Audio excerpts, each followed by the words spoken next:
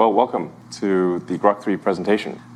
So the mission of xAI and Grok is to understand the universe. We want to understand the nature of the universe so we can figure out what's going on, where are the aliens, what's the meaning of life, how does the universe end, how did it start, all these fundamental questions. We're driven by curiosity about the nature of the universe, and that's also what causes us to be a maximally truth-seeking AI, even if that truth is sometimes at odds with what is politically correct. In order to understand the nature of the universe, you must absolutely rigorously pursue truth, or you will not understand the universe. You will be suffering from some amount of delusion or error. So that is our goal, figure out what's going on. And we're very excited to present Grok 3, which is, we think, an order of magnitude more capable than Grok 2 in a very short period of time.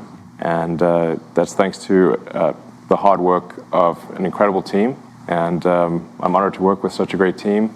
And of course, we'd love to have some of the smartest humans out there join our team. So with that, let's go. Hi everyone, my name is Igor, lead engineering at xAI. I'm JB Ba, leading research. I'm Tony, working on the reasoning team. All right, I'm Elon. I don't do anything. I just show up occasionally. Yeah, so like Elon mentioned, Grok is the tool that we're working on. Grok is our AI that we're building here at xAI, and we've been working extremely hard over the last few months to improve Grok as much as we can, so we can give it to all of you, so we can give all of you access to it. We think it's going to be extremely useful to you. We think it's going to be interesting to talk to, funny, really, really funny, and we're going to explain to you how we've improved Grok over the last few months. We've made quite a jump in capabilities. Yeah, actually, we should explain maybe also why do we call it Grok? So Grok is a word from a Heinlein novel, Stranger in a Strange Land. And it's used by a guy who was raised on Mars. And the word Grok is to sort of fully and profoundly understand something. That's what the word Grok means, fully and profoundly understand something. And empathy is important. True. So, yeah, if we charted xAI's progress in the last few months, it's only been 17 months since we started kicking off our very first model. Grok 1 was almost like a toy by this point, only 314 billion parameters. And now if we plot the progress, the time on the x-axis, the performance of favorite benchmark numbers, MMLU, on the y-axis, we're literally progressing at unprecedented speed across the whole field. And then we kick off Grok 1.5 right after Grok 1, released after November 2023, and then Grok 2. So if we look at where all the performance is coming from, when you have a very correct engineering team and all the best AI talent, the only one thing we need is a big intelligence comes from big cluster. So we can reconvert the entire progress of xAI, now replacing the benchmark on the y-axis to the total amount of training flops. That is, how many GPUs we can run at any given time to train our large language models, to compress the entire internet. So after Grok 2... All human knowledge, really. That's right. Yeah, internet being part of it, but it's really all human knowledge, everything. Yeah, the whole internet fits into a USB stick at this point. It's like all the human tokens, yeah. That's right. Yeah. Very soon into the real world. Yeah. So we had so much trouble, actually, training Grok 2 back in the days.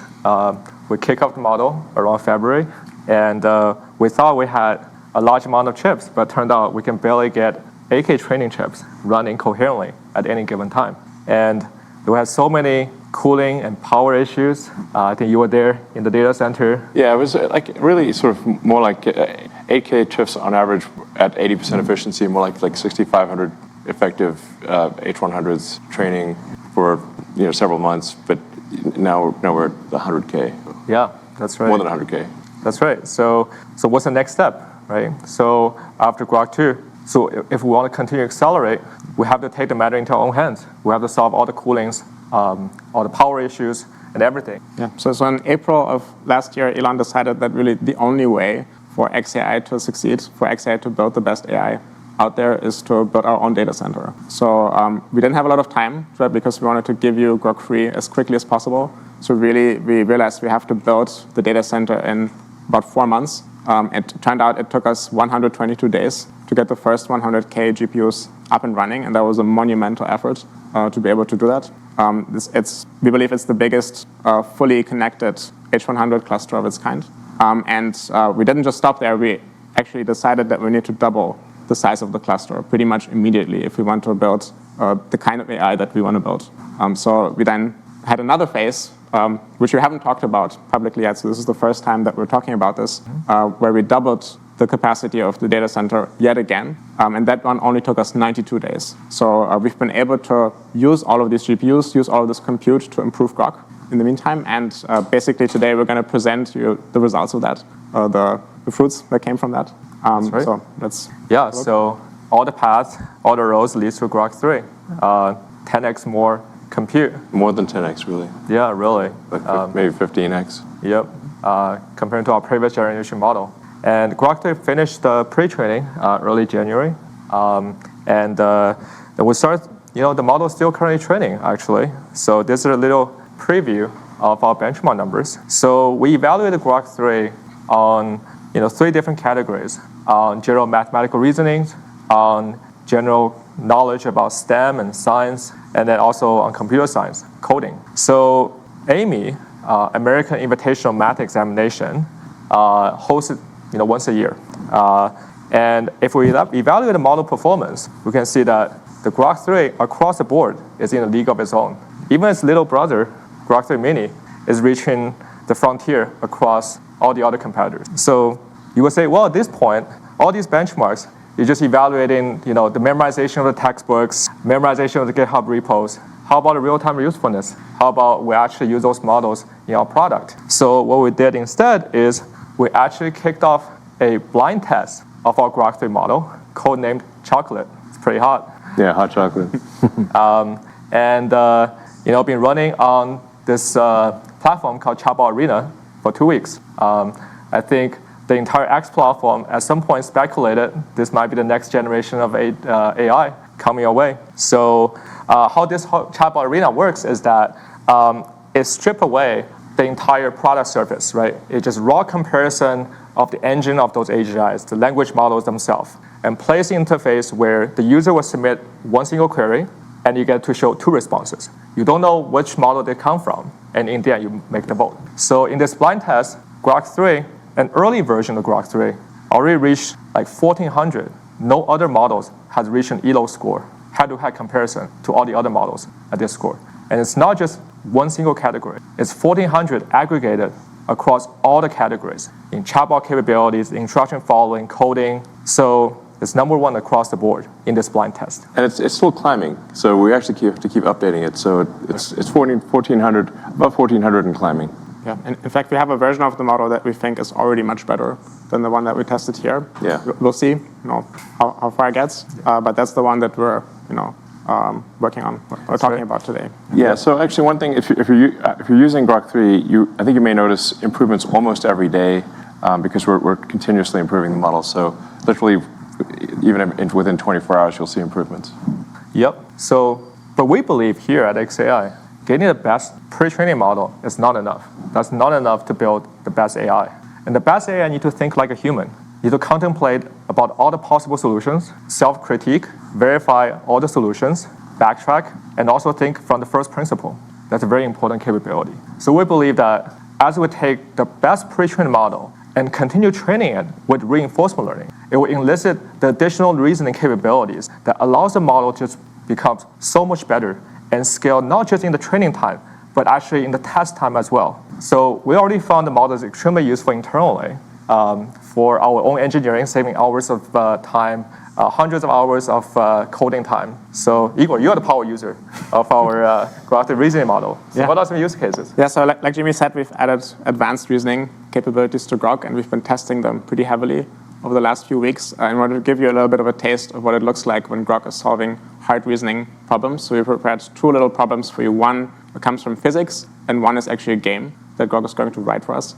So when it comes to the physics problem, what we want Grok to do is to plot a viable trajectory to do a transfer from Earth to Mars, and then at a later point in time, a transfer back from Mars to Earth.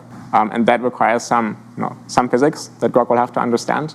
So we're going to challenge Grok, come up with a viable trajectory, calculate it, and then plot it for us so we can see it. And this is totally unscripted, by the way. That's the entirety of the prompt, which should be clarified, is that there's nothing more than that. Yeah, exactly. This is the Grok interface, and we've typed in this text that you can see here: generate code for an animated 3D plot of a launch from Earth landing on Mars, and then back to Earth at the next launch window. And we've now kicked off the query, and you can see Grok is thinking. So part of Grok's advanced reasoning capabilities are these thinking traces that you can see here. You can even go inside and actually read what Grok is thinking as it's going through the problem, as it's trying to solve it. Yeah, we should like we are doing some obscuration of the thinking so that our model doesn't get totally copied instantly. So there's more to the thinking than is displayed. Yeah, and because this is totally unscripted, there's actually a chance that Grok might make a little coding mistake and it might not actually work. So just in case, we're going to launch 2 more instances of this. So if something goes wrong, we'll be able to switch to those and show you something that's presentable. So we're kicking off the other 2 as well. And like I said, we have a second problem as well. Yeah, actually one of our favorite activities here at xAI is having Grok write games for us. Not just any old game, any game that you might already be familiar with, but actually creating new games on the spot and being creative about it.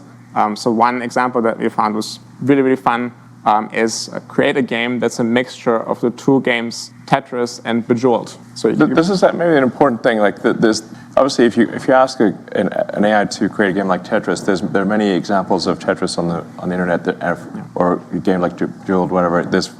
It can copy it. What's interesting here is it achieved a creative solution combining the 2 games that actually works and is a good game. Yeah, we're seeing the beginnings of creativity. Yeah, fingers crossed that we can recreate that. But hopefully it works. Hopefully it works. Embarrassing if it doesn't. So actually, because this is a bit more challenging, we're going to use something special here, which we call Big Brain. That's our mode in which we use more computation, which means more reasoning for Grok, just to make sure that there's a good chance here that it might actually do it. So we're also going to fire off 3 attempts here at solving this game. At creating this game that's a mixture of Tetris and Bejeweled. Yeah, let's see what Grok comes up with. I've played the game; it's pretty good. It's like wow, okay, this is something. Yeah. So while Grok is thinking in the background, we can now actually talk about some concrete numbers. How well is Grok doing across tons of different tasks that we've tested it on? So we'll hand it over to Tony to talk about that. Yeah, okay, so let's see how Grok does on those interesting, challenging benchmarks. So reasoning, again, refers to those models that actually thinks for quite a long time before it tries to solve a problem. So in this case, around a month ago, the Grok 3 pre-training finished. So after that, we worked very hard to put the reasoning capability into the current Grok 3 model. But again, this is very early days, so the model is still currently in training. So right now, what we're going to show to people is this beta version of the Grok 3 reasoning model. Alongside, we also are training a mini version of the reasoning model. So essentially, on this plot, you can see the Grok 3 reasoning beta and then Grok 3 mini reasoning. The Grok 3 mini reasoning is actually a model that we train for much longer time. And you can see that sometimes it actually performs slightly better compared to the Grok 3 reasoning. This also just means that there's a huge potential for the Grok 3 reasoning because it's trained for much less time. All right, so let's actually look at how it does on those 3 benchmarks. So Jimmy also introduced already. So essentially, we're looking at 3 different areas: mathematics, science, and coding. And for math, we're picking this high school competition math problem. For science, we actually pick those PhD level science questions. And for coding, it's also actually pretty challenging. It's competitive coding and also some lead code, which is some code interview problems that people usually get when they interview for companies. So on those benchmarks, you can see that the Grok 3 actually performed quite well across the board compared to other competitors. So it's pretty promising. These models are very smart. Yeah. So Tony, what are those shaded bars? Yeah, so I'm glad you asked this question. So for those models, because it can reason, it can think, you can also ask them to even think longer. You can spend more what we call test and compute, which means you can spend more time to reason, to think about a problem before you spit out the answer. So in this case, the shaded bar here means that we just ask the model to spend more time. You can solve the same problem many times before it tries to conclude what is the right solution. And once you give this compute or this kind of budget to the model, it turns out the model can even perform better. So this is essentially the shaded bar in those plots. Right. So I think this is really exciting, right? Because now, instead of just doing one chain of thoughts with AI, why not do multiple all at once? Yes. So that's a very powerful technique that allows us to continue to scale the model capabilities after training. And people often ask, are we actually just overfitting to the benchmarks? Yes. So how about generalization? So yes, I think, this is definitely a question that we are asking ourselves, whether we are overfitting to those current benchmarks. Luckily, we have a real test. So about 5 days ago, AMY 2025 just finished. This is where high school students compete in this particular benchmark. So we got this very fresh new competition, and then we asked our two models to compete on the same benchmark, the same exam. And it turns out, very interestingly, the Grok 3 reasoning, the big one, actually does better on this particular new fresh exam. This also means that the generalization capability of the big model is stronger, much stronger compared to the smaller model. If you compare to the last year's exam, actually this is the opposite. The smaller model kind of learns the previous exams better. So yeah, so this actually shows some kind of true generalization from the model. That's right. So 17 months ago, our Grok 0 and Grok 1 barely solves any high school problems. That's right. And now we have a kid that just already graduated. The Grok is ready to go to college. Is that right? Yeah. I mean, it won't be long before it's simply perfect. The human exams won't be hard. They'll be too easy. Yeah. And internally, we actually, as the Grok continue evolves, we're going to talk about what we're excited about. But very soon, there will be no more benchmarks left. Yeah. Yeah, one thing that's quite fascinating, I think, is that we basically only trained Grok's reasoning abilities on math problems and competitive coding problems. Right? So very, very specialized kinds of tasks, but somehow it's able to work on all kinds of other different tasks. So including creating games, lots and lots of different things. And what seems to be happening is that basically Grok learns this ability to detect its own mistakes in its thinking, correct them, persist on a problem, try lots of different variants, pick the one that's best. So there are these generalizing abilities that Grok learns from mathematics and from coding, which it can then use to solve all kinds of other problems. So that's pretty. I mean, reality is the instantiation of mathematics. That's right. And one thing we're actually really excited about, that going back to our founding mission, is what if one day we have a computer just like Deep Thought that utilize our entire cluster just for that one very important problem in the test time. And all the GPU turned on, right? So I think back then we were building the GPU clusters together. You were plugging cables. And I remember that when we turned on the first initial test, you can hear all the GPUs humming in the hallway. That's almost feel like spiritual. Yeah, that's actually a pretty cool thing that we're able to do, that we can go into the data center and tinker with the machines there. So for example, we went in and we unplugged a few of the cables and just made sure that our training setup is still running stably. So that's something that I think most AI teams out there don't usually do, but it's actually totally unlocks like a new level of reliability and what you're able to do with the hardware. So okay, so when are we going to solve Riemann? So the easiest solution is to enumerate over all possible strings, and as long as you have a verifier, enough compute, you'll be able to do it. Okay. My projection will be. What's your guess? What does your neural net calculate? So my bold prediction. So 3 years ago I told you this. I think now it's 2 years later. Two things are gonna happen. We're gonna see machines win some medals. Yeah. That's Turing's award. Absolutely. Fields Medal, Nobel Prize, with probably some expert in the loop, right? So the expert uplifting. Do you mean so this year or next year? Oh, okay. That's what it comes down to, really. Yeah. So it looks like Grok finished all of its thinking on the two problems. So let's take a look at what it said. All right. So this was the little physics problem we had. We've collapsed the thoughts here, so they're hidden. And then we see Grok's answer below that. So it explains, it wrote a Python script here using matplotlib, then gives us all of the code. So let's take a quick look at the code. Seems like it's doing reasonable things here, not totally off the mark. Solve Kepler says here, so maybe it's solving Kepler's law numerically. There's really only one way to find out if this thing is working. I'd say let's give it a try. Let's run the code. All right, and we can see. Grok is animating two different planets, Earth and Mars here, and then the green ball is the vehicle that's transiting, the spacecraft that's transitioning between Earth and Mars. And you could see the journey from Earth to Mars, and looks like, yeah, indeed, the astronauts returned safely, at the right moment in time. Obviously, this was just generated on the spot, so we can't tell you if that was actually a correct solution. So we're going to take a closer look. Maybe we're going to call some colleagues from SpaceX, ask them if this is legit. It's pretty close. It's.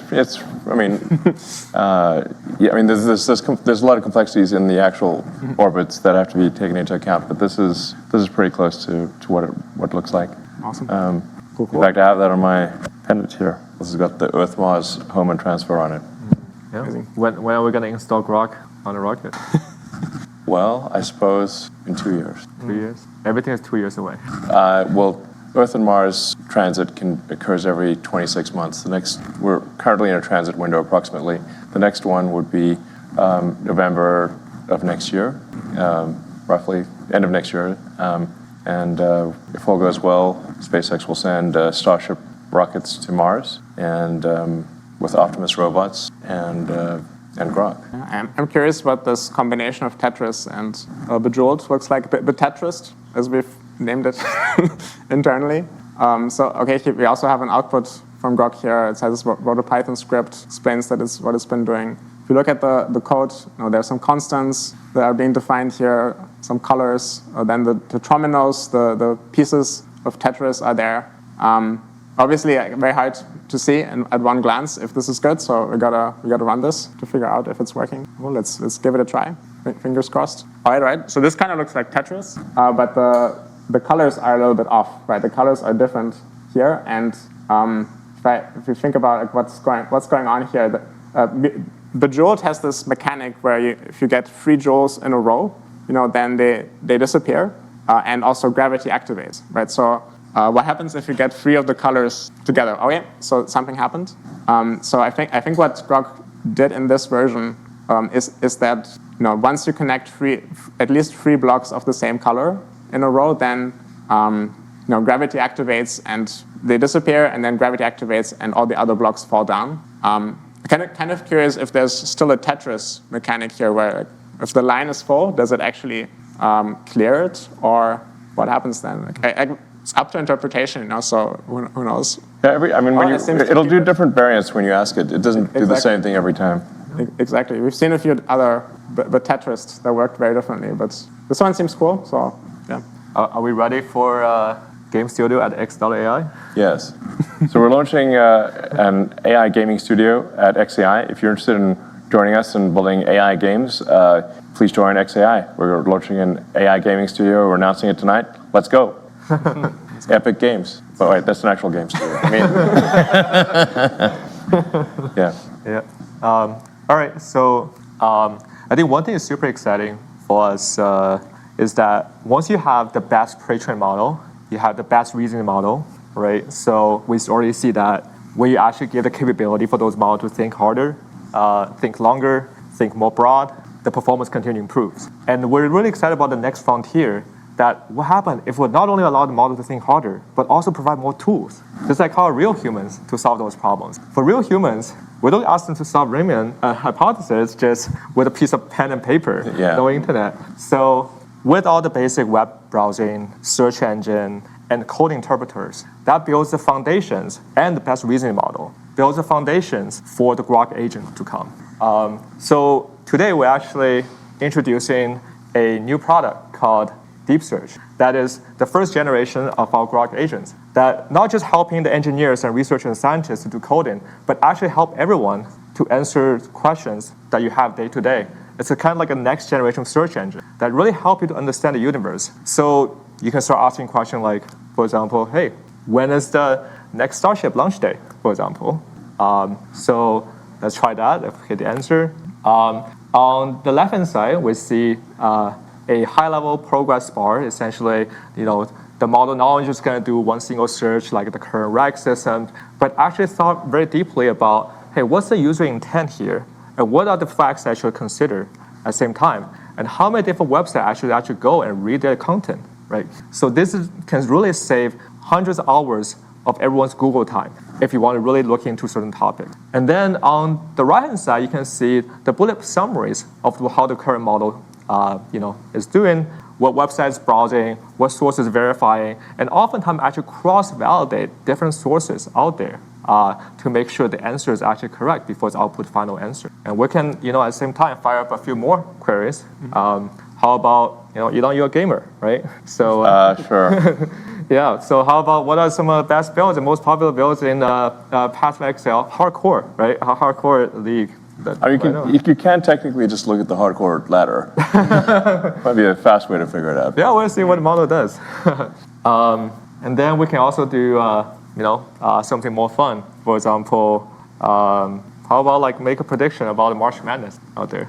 Yeah, so this is kind of a fun one where Warren Buffett has $1 billion bet. If you can exactly match the sort of the entire winning tree of March Madness, you can win $1 billion from Warren Buffett. So like, it would be pretty cool if AI could help you win $1 billion from Buffett. That seems like a pretty good investment. Let's go. Yeah. All right, so now let's fire up the query and see what model does. So we can actually go back to our very first one. How about the... Buffett wasn't counting on this. It's already done. That's right. Okay, so we got the result of the first one. The model thought around 1 minute. So the key insight here, the next startup is going to be on 24th or later, so no earlier than February 24th. It might be sooner. So I think we can, scroll down what the model does. So it does a little research on the Flight 7, what happened, got grounded, and actually it looked into the FCC filing, from its data collections, and then actually make a new conclusion that, if we continue to scroll down, right. Yeah, so it makes the little table, I think, inside xAI, we often joked about the time to the first table is the only latency that matters. So that's how the model makes the inference and look up all the sources. And then we can look into the gaming one. So how about right. So for this particular one, we look at, the build is like, it's kind of old meta. Right? Yeah. So what the infernal is, but if we go down, so the surprising fact of all the other builds. So it looked into the 12 classes. So we'll see that the Minion build was pretty popular whenever the game first came out, and now the invokers of the world kind of took over. Monk Invoker for sure. Yeah, that's right. Yeah, followed by the Stormweavers, and that's really good at mapping. So and then we can see the March Madness. How about that? So one interesting thing about the deep search is that if you actually go into the panel where it shows what are the subtasks, you can actually click the bottom left of this, right?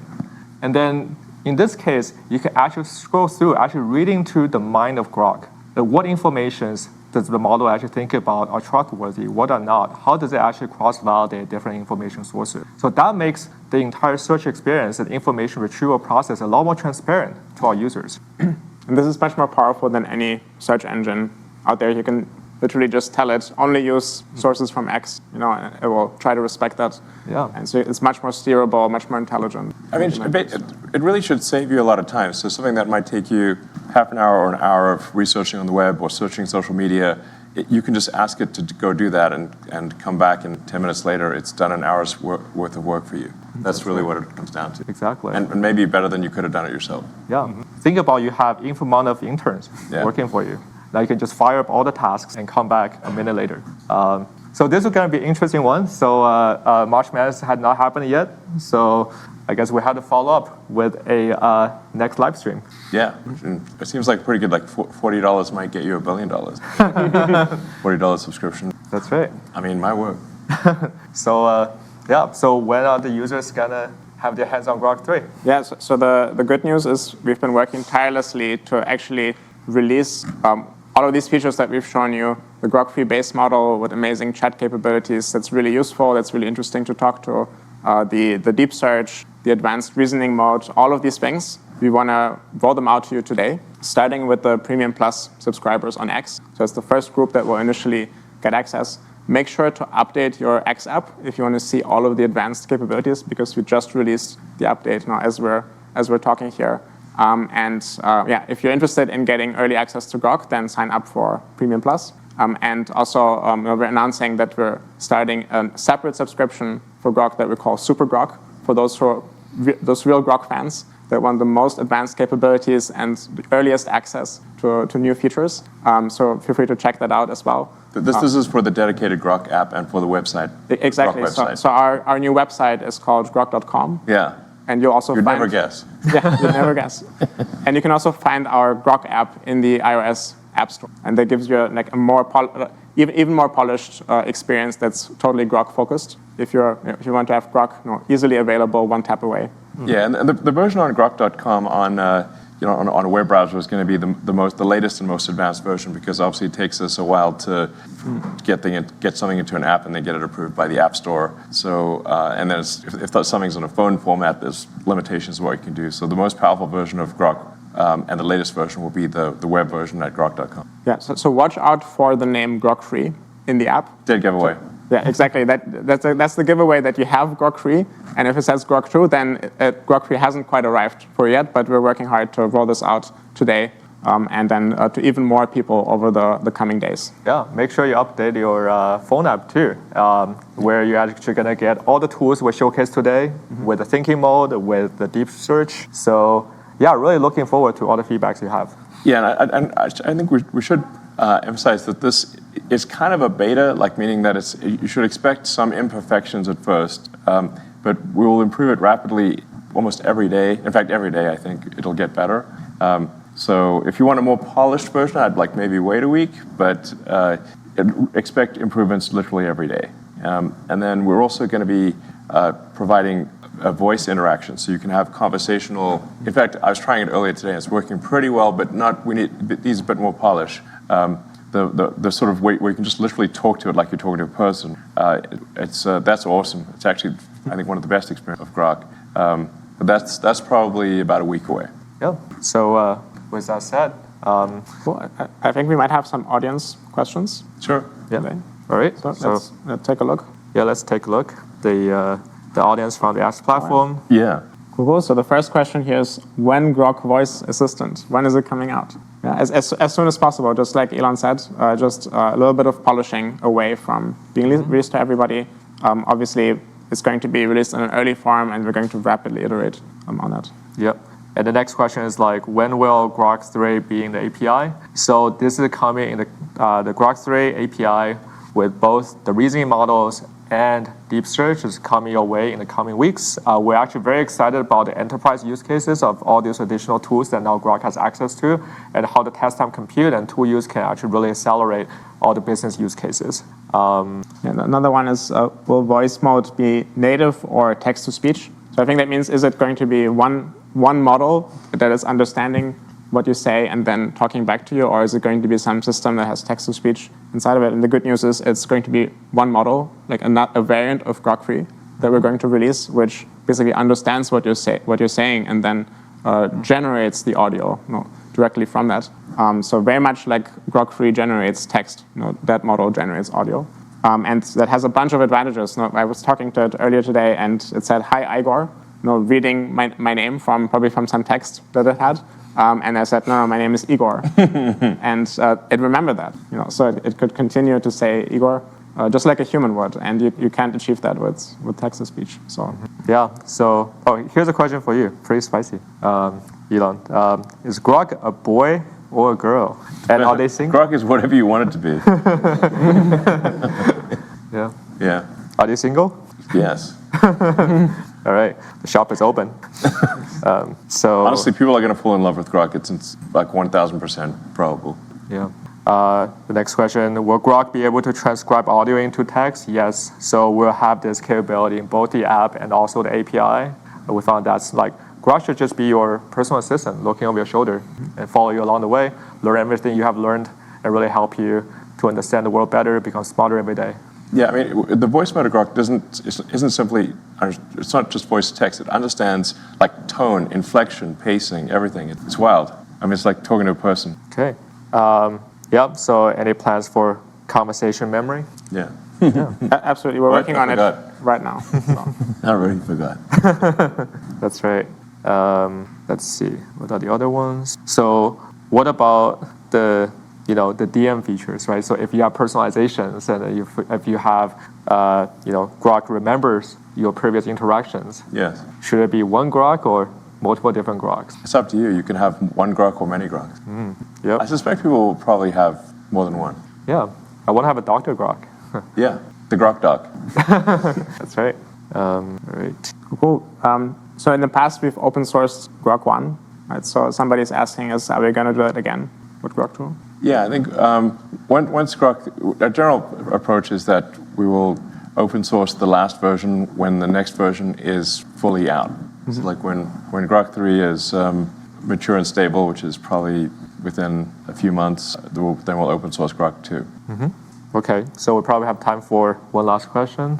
What was the most difficult part about working on this project? I assume Grok 3, and what are you most excited about? So I think me looking back, getting the whole model training on the 100K H100 coherently, that's almost like battling against the final boss of the universe, the entropy. Because at a given time, you can have a cosmic ray that beaming down and flip a bit in your transistor, and now the entire gradient update, if it's fit Mantissa bit, the entire gradient update is out of whack. And now you have 100,000 of those, and you have to orchestrate them every time, at any given time, any of the GPUs can go down. Yeah. I mean, it's worth breaking down, like, how were we able to get the world's most powerful training cluster operational within 122 days? Because when we started off, we actually weren't intending to do a data center ourselves. We were going to just, we went to the data center providers and said, how long would it take to have 100,000 GPUs operating coherently in a single location? And we got timeframes from 18 to 24 months. So we're like, well, 18 to 24 months, that means losing is a certainty. So the only option was to do it ourselves. So then if you break down the problem, I guess I'm doing like reasoning here, but like, makes you think. One single chain though. Yeah, exactly. So, well, we needed a building. We can't build a building, so we must use an existing building. So we looked for basically for factories that had been abandoned, but the factory was in good shape, like the company had gone bankrupt or something. So we found an Electrolux factory in Memphis. That's why it's in Memphis, home of Elvis, and also one of the oldest. I think it was the capital of ancient Egypt, and it was actually a very nice factory that I don't know, for whatever reason that Electrolux had left. So that gave us shelter for the computers. Then we needed power. We needed at least 120 megawatts at first, but the building only had 15 megawatts. And ultimately, for 200,000 GPUs, we needed a quarter gigawatt. So we initially leased a whole bunch of generators. So we have generators on one side of the building, just one trailer after trailer of generators, until we can get the utility power to come in. But then we also need cooling. So on the other side of the building, it was just trailer after trailer of cooling. So we leased about a quarter of the mobile cooling capacity of the United States on the other side of the building. Then we needed to get the GPUs all installed, and they're all liquid cooled. So in order to achieve the density necessary, this is a liquid cooled system. So we had to get all the plumbing for the liquid cooling. Nobody had ever done a liquid cooling data center at scale. So this was an incredibly dedicated effort by a very talented team to achieve that outcome. I may think, now it's going to work. Nope. The issue is that the power fluctuations for a GPU cluster are dramatic. So it's like this giant symphony that is taking place. Like imagine having a symphony with 100,000 or 200,000 participants in the symphony, and the whole orchestra will go quiet and loud in 100 milliseconds. And so this caused massive power fluctuation. So then. Which then caused the generators to lose their minds, and they weren't expecting this. So to buffer the power, we then used Tesla megapacks to smooth out the power. So the megapacks had to be reprogrammed. So with xAI, working with Tesla, we reprogrammed the megapacks to be able to deal with these dramatic power fluctuations to smooth out the power so that the computers could actually run properly. And that worked. It was quite tricky. But even at that point, you still have to make the computers all communicate effectively. So all the networking had to be solved, and debugging a bazillion network cables, a debugging nickel at 4 in the morning. I think we solved it like 4:20 again. roughly 4:20 a.m. Yes, thank you. was when we figured out like there's some. Well, there were a whole bunch of issues. Well, like one there was like a BIOS mismatch. Exactly. The BIOS was not set up correctly. Yeah. We had to diff our LSPCI outputs between two different machines. One that was working, Yeah. one that was not working. Many other things. I mean, yeah, exactly. This would go on for a long time if we actually listed all the things. But you know, it's like interesting. It's not like, oh, we just magically made it happen. You have to break down the problem, just like Grok does for reasoning, into the constituent elements, and then solve each of the constituent elements in order to achieve a coherent training cluster in a period of time that is a small fraction of what anyone else could do it in. And then once the training cluster was up and running and we could use it, we had to make sure that it actually stays healthy throughout, which is its own giant challenge. And then we had to get every single detail of the training right in order to get a Grok 3 level model, which is actually really, really hard. So we don't know if there are any other models out there that have Grok 3's capabilities, but whoever trains a model better than Grok 3 has to be extremely good at the science of deep learning at every aspect of the engineering. So it's not so easy to pull this off. And this is now going to be the last cluster we built and last model we train. Oh yeah, we've already started work on the next cluster, which will be about 5 times the power. So instead of a quarter gigawatt, roughly 1.2 gigawatts. Maybe what's the Back to the Future was? What's the power on there's the Back to the Future car? Yeah. Anyway, the Back to the Future power car. It's like roughly in that order, I think. And you know, these will be the sort of the GB200/300 cluster. Once again, it will be the most powerful training cluster in the world. So we're not like stopping here. No. And our reasoning model is going to continue to improve by accessing more tools every day. So yeah, we're very excited to share any of the upcoming results with you all. Yeah, the thing that keeps us going is basically being able to give Grok 3 to you, and then seeing the usage go up, seeing everybody enjoy. Grok, that's what really gets us up in the morning. So yeah. Right? Yeah, thanks for tuning in. Awesome. Everyone. Thanks, guys. Hey, Grok, what's up? Can you hear me? I'm so excited to finally meet you. I can't wait to chat and learn more about each other. I'll talk to you soon.